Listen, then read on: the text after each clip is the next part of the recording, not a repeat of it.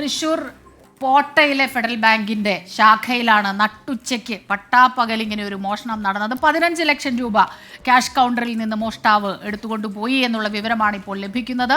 ദൃശ്യങ്ങളാണ് കാണുന്നത്. പോലീസ് എത്തി ജീവനക്കാരോട് വിവരങ്ങൾ തേടുകയാണ്. അവർ പറയുന്നതനുസരിച്ചാണെങ്കിൽ ഉണ്ടായിരുന്ന രണ്ടുപേരെ ഒരു മുറിക്കുള്ളിൽ, ശുചിമുറിക്കുള്ളിൽ എന്നാണ് സൂരജ് പറഞ്ഞത്, പൂട്ടിയിടുന്നു. കത്തി കാണിച്ച് ഭീഷണിപ്പെടുത്തി ശുചിമുറിക്കുള്ളിൽ പൂട്ടിയിടുന്നു. CCTV ദൃശ്യങ്ങളാണ് ഇപ്പോൾ പ്രേക്ഷകർ കണ്ടുകൊണ്ടിരിക്കുന്നത്. പോലീസ് അവരോട് വിവരങ്ങൾ തേടിക്കൊണ്ടിരിക്കുകയാണ്.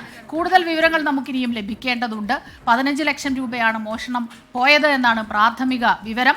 കൂടുതൽ അകത്തേക്കൊന്നും പോയിട്ടില്ല. ക്യാഷ് കൗണ്ടറിൽ നിന്ന് തന്നെയാണ് മോഷ്ടാവ് പണമെടുത്തത്. ഹെൽമറ്റ് ധരിച്ചെത്തിയ മോഷ്ടാവ്, അതുകൊണ്ട് തന്നെ മോഷ്ടാവിനെ കുറിച്ചുള്ള വിവരങ്ങൾ ലഭിച്ചിട്ടില്ല ഇതുവരെ. ഒരു സ്കൂട്ടറിലാണ് അയാൾ എത്തിയത്. നേരെ കയറി പോകുന്നു ബാങ്കിലേക്ക്.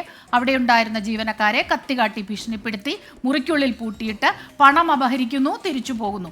സാധാരണ വരികയും പോവുകയും ചെയ്യുന്നത് പോലെ അത്രയും ആസൂത്രിതമായി തന്നെയാണ് ഇയാൾ അത് ചെയ്തിരിക്കുന്നത് എന്ന് വ്യക്തമാണ്. ഈ ദൃശ്യങ്ങൾ കണ്ടാലും അയാൾ പണം എടുക്കുന്ന ദൃശ്യങ്ങളൊക്കെ തന്നെയുണ്ട്. അത് കണ്ടാൽ യാതൊരു പരിഭ്രമവുമില്ലാതെ സാധാരണ ഒരു കൃത്യം ചെയ്യുന്നത് പോലെയാണ് ആ മോഷ്ടാവ് ചെയ്തിട്ടുള്ളത്.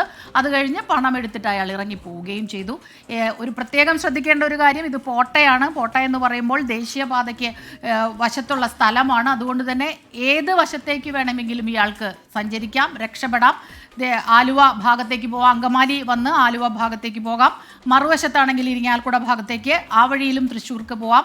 നേരെ ദേശീയപാതയിലൂടെയാണെങ്കിലും ടോള് കടന്ന് തൃശ്ശൂരിലേക്ക് പോകാം. അങ്ങനെ ഒരുപാട് അതിരപ്പള്ളി ഭാഗത്തേക്ക് പോകാം. അപ്പോൾ എന്തായാലും എത്രയും പെട്ടെന്ന് തന്നെ ഈ മോഷ്ടാവ് സഞ്ചരിച്ച വഴി കണ്ടുപിടിക്കേണ്ടതുണ്ട്. കൂടുതൽ വിവരങ്ങളുമായി സൂരജ് സജി നമുക്കൊപ്പം ചേരുന്നുണ്ട്. സൂരജ്, ഏറ്റവും പുതുതായി ലഭിക്കുന്ന വിവരങ്ങൾ എന്താണ്?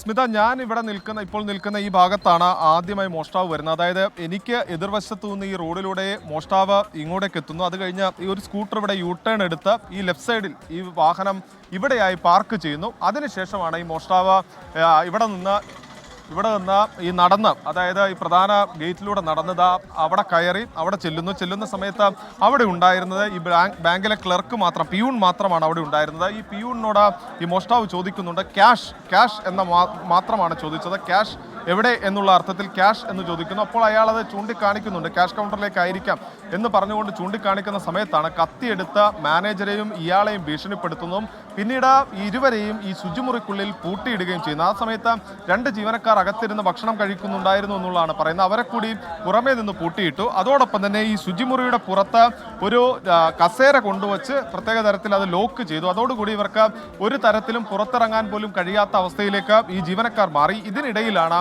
ഈ ക്യാഷ് കൗണ്ടറിന്റെ ഗ്ലാസ് പൊട്ടിച്ച ഈ പണം കവരുന്ന. ആ സമയത്തൊന്നും കൂടുതൽ ജീവനക്കാരുണ്ടായിരുന്നില്ല. അവരെല്ലാവരും തന്നെ ഈ ബാങ്കിന് പുറത്തായിരുന്നു. അവർ ഭക്ഷണം കഴിക്കാൻ പോയതായിരുന്നു. ഈ മുൻവശത്ത് കാണുന്ന ഈ ഭാഗത്ത്, അതായത് ഈ പ്രധാന ഈ ഭാഗം, അതായത് ഗേറ്റിന് മുന്നിൽ, ഈ ഡോറിന് മുന്നിൽ സെക്യൂരിറ്റി ജീവനക്കാർ പോലും ഉണ്ടായിരുന്നില്ല.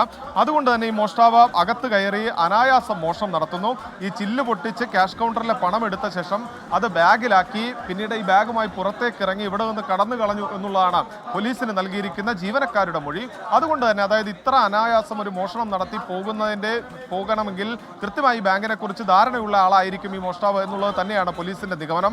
അതുകൊണ്ട് തന്നെ കഴിഞ്ഞ ദിവസങ്ങളിൽ ഇവിടെ എത്തിയവരെ സംബന്ധിച്ചും സംശയാസ്പദമായ സാഹചര്യങ്ങളിൽ കണ്ടവരെ കുറിച്ചുമെല്ലാം വിശദമായ അന്വേഷണത്തിലേക്ക് പോലീസ് കടന്നിട്ടുണ്ട്. നമ്മൾ തന്നെയാണ് ആദ്യഘട്ടത്തിൽ ഇതിനകത്തുള്ള CCTV ദൃശ്യങ്ങൾ, അതായത് ഈ പണം കവർന്നുകൊണ്ടു പോകുന്ന CCTV ദൃശ്യങ്ങൾ പുറത്തുവിട്ടത്. ആ ദൃശ്യത്തിൽ തന്നെ നമുക്ക് കാണാം മോഷ്ടാവ് എത്രത്തോളം അനായാസമായാണ് ആ പണം ആ കൗണ്ടറിൽ നിന്ന് കവരുന്നത്. അയാളുടെ ശരീരഭാഷ അടക്കം വളരെ വ്യക്തമാണ്.